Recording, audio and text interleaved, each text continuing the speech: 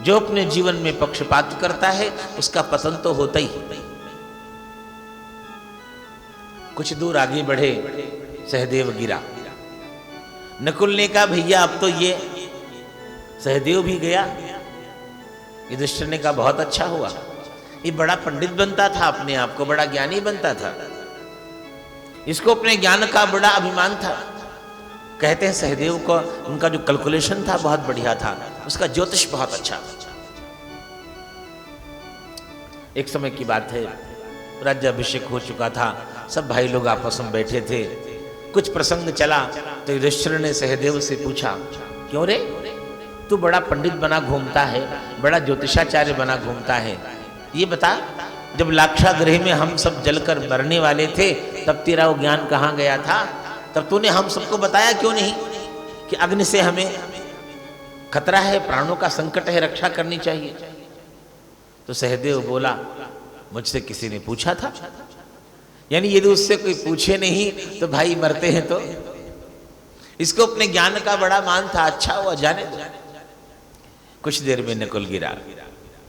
अर्जुन ने कहा भैया अब मां माद्री का ये पुत्र भी बहुत अच्छा, जाने दो। इसे अपनी सुंदरता का बड़ा अभिमान था, इसको लगता था संसार में हमसे ज्यादा सुंदर कोई और है नहीं। अच्छा, कुछ देर में अर्जुन गिरे।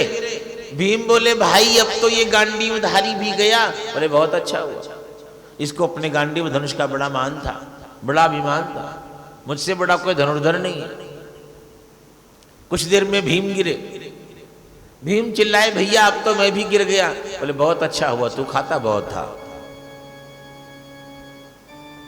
जीने के लिए खाना चाहिए, खाने के लिए थोड़े जीना चाहिए। और दूसरी बात आज तो कुछ समझ में नहीं आता है,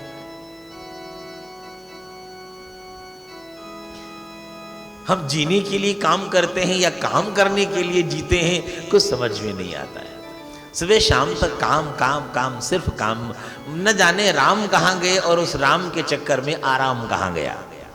क्योंकि जीवन में राम के आए बिना आराम कहाँ आता है। हम आराम तो चाहते हैं लेकिन आराम ऐसा कोई नहीं कहता है। लोग कहें, माने, पुकारें आराम, राम जीवन में आ जाए तो आराम तो अपने आप आ जाए। हम आराम से कितने दूर गए क्योंकि राम से दूर चले गए। एक बार सबका पतन हुआ, वो बात अलग है कि भगवान श्री कृष्ण की कृपा से सबका उद्धार हुआ, सबका स्वर्गारोहण हुआ, लेकिन एक बार सबका पतन हुआ। और नियम वही, अभिमानी का पतन तो होना ही होना। इसलिए जीवन में यदि सच्चा मान चाहते हो तो अभिमान का त्याग करें। कई बार हम कहते हैं हमें अभिमान नहीं है, हमें किसी बात का कोई अभिमान नहीं है। अरे हमें किसी बात का अभिमान नहीं है, ये भी तो एक, बोलिए ना, ये भी तो एक अभिमान ही है कि हमें कोई। गोस्वामी जी महाराज कहते हैं थोड़ी सी विधा चेंज कीजिए, जरा सा विधा में बदलाव कीजिए।